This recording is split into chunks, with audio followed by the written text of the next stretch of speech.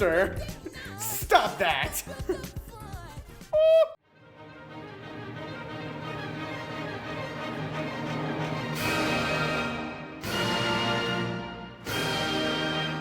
So now you'll be reacting to a collaboration between Lucas, a rapper from the boy group NCT, and Jonah Nilsson, the vocalist and pianist from the Swedish group Dirty Loops.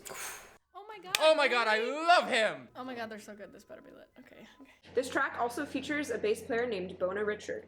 Like ScandinavianSoul.com says, the forgotten waitress is unseen no more as Jonah sings an ode to the hard-working woman. Soulful, funky, and jazzy, the single blends influences of Michael Jackson and Stevie Wonder with the catchiness of a radio or TV advert, as we're invited to take a pause from our busy lives. And as we know well, life can only begin after coffee. The song was written by Gustav Karlström, Jonah Nilsson, and Andreas Oberg, and Dees. I already like this. I haven't listened or seen any of it, but I already like it. I think that if life can only begin after coffee, you have a caffeine addiction. Which is fine. Oh, this is cute. Oh wait, is that just the jingle? No. That was a jingle. Wow, look at me reacting to the little, like, branding. He is gorgeous. Just gonna put that out there. Stunning. There he is. White guy. I love him.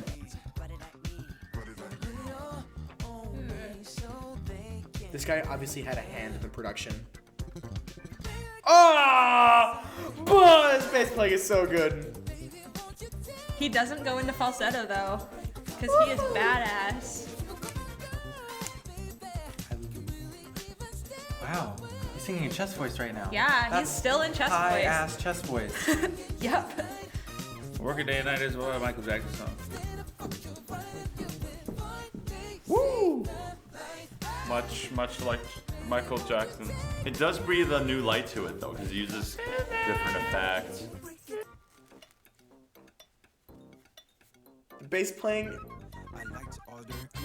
that flute. I love the flute. Bring back the flute. Bass playing is so good. I really like the rap in this context because what's happening in the texture is a lot of rhythmic interplay, and the rap functions as part of that. Man, they really like that chord alteration. Yeah. Man, they do that in everything.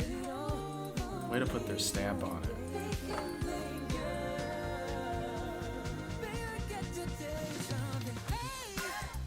No one can sing like him. Like, ever.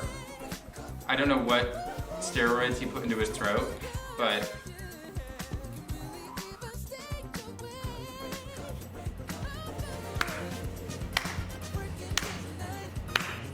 Oh, shit. The virtuosity in the instrumentalists is awesome. Yeah, they have some sick fills. Do it. That's a camera shot.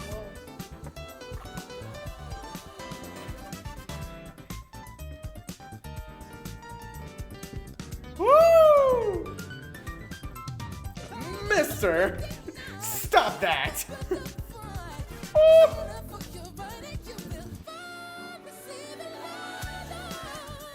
Like, what is his voice? I just am not over it.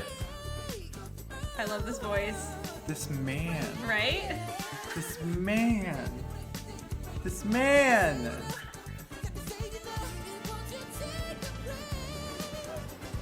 The horns, man. Like, what? I blinked and it ended. What? Ah, so good. That was so much fun to watch. Let me be like translator for Henry. He liked it. And his favorite part about it was the bass playing.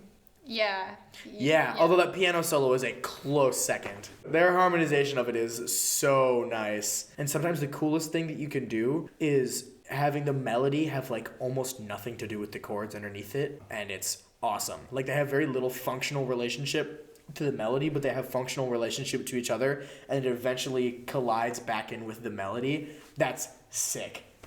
And they did it, and it's nice. Okay, I'm done. Please. It was a lot. Yeah. Again, I'm mildly burnt out right now, so sometimes it can be like, calm down. But I think that's part of the beauty of it, is that like it's so high energy and there's so much going on with the rhythm and the like hits after they sing with the brass and the piano and everything is just like, oh, it keeps everything driving forward and keeps it moving and keeps it exciting. I mean, it was a very exciting piece to listen to. That was a great song. Absolutely fantastic. Yeah, no, that's bop. That's a good time. That's a jam. Yeah, no, that's like What heavy, a feel-good song, too. Yeah, like a really heavy, like Dirty Loops vibes. I also think it's really cool they got Richard Bona to track that. Like, I mean, yeah, there are probably a couple guys who could have played that. Like, he didn't do anything specific to him that's like, I guess, so crazy. Like, that's only Richard Bona kind of deal. But like, just the way he laid it down, it was just so like I'm sure he was like, oh, yeah, sure. Like, just freaking ripped it, you know? Yeah, like, that's great. Man, yeah, he's an incredible bass player. Jarod, go right ahead. You have a lot to say. I know it. I know it.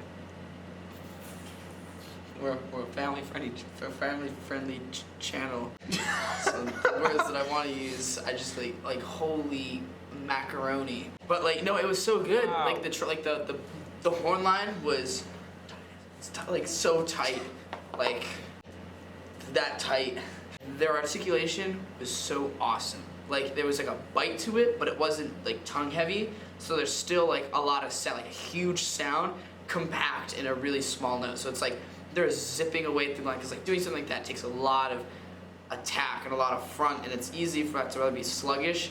And then at the speed that I was going, it was absolutely insane. Like it was the precision? Yeah. Combined with great timing and great sound. Yeah. Because sometimes people are precise, but they don't know they don't necessarily have like these huge sounds. Like they were able to like fit a sound that's a mile wide through like a bendy straw. Like that kind of like precision, just just compact. It was so good. And there's like that cool flute thing. Then there was like the slap bass that was going on. Like there was so much going on instrumentally that was really cool. Yeah. Vocal lines was really cool. Jonah's got the highs, Lucas has got like the lows, so it's like vocally they balance each other out. It's like really cool. Coffee's awesome. I love coffee. It's too much to like wrap around my head. Like there's just so much. Like I would listen to that over and over and over and over again. I thought the instrumentalists were sick. I thought the music was like ripped off of Stevie Wonder, just like utterly and completely. Oh, okay. I couldn't get past it, man. Like it was like, oh, this is sick. Oh, this is. But then like a minute and a half in, it's like this is like exactly like Stevie Wonder, same instrumentation, except for maybe the flute, I guess. I don't know. Like it was good, and like these are definitely good musicians playing it. But like the voice, like man, like it just sounded too much like Stevie Wonder to me. Man, I thought he was gonna shred. You just want to hear shredding, dude. That guy can shred though. That's he why can I'm trying shred. I want to hear some stuff I can steal. So. Did you feel so? You felt like he held up back a little bit with the piano solo? It didn't really sound like the solo I'm thinking of that was like really, really great was that solo he did on that Britney Spears tune, which was just like otherworldly. And then it was kind of like, because he started off really broken, but then he ended it with just blues lines. Yeah. Well, which makes sense, maybe like, I guess, but I feel like with the stuff with the Dirty Loops, the focus is not just, because, you know, there's all like pop covers, the focus is also on like the arrangement and like the musicians like as instrumentalists and not just like the vocal line, you know, like all the stuff that they're doing. So maybe here they just wanted it more safe for like pop music audience. It was like just really rhythmically broken in the beginning. And I thought it'd be like, maybe it'll stay rhythmically broken, but then like kind of stay with the harmony and do like kind of funk single line stuff. But then kind of just became kind of in time, but really old school in time. Yeah. All right. Yeah. What was your take on this? I loved it, man. Like some of the guitar stuff, like dum dum dum dum dum dum. Like you can hear that in, like off of certain tracks from like the Michael Jackson record Thriller. If you listen to some of that stuff, especially like the horn lines. I know it's often in Stevie Wonder too, but like even the sound that they were getting. If you listen to any of Michael Jackson's records from that time period, Thriller, Off the Wall, like the instrumentation that they were using and just how everything was, like the sounds that we're going for and the textures, totally lifted from that record. It's more Michael Jackson than Stevie Wonder, I think. Yeah.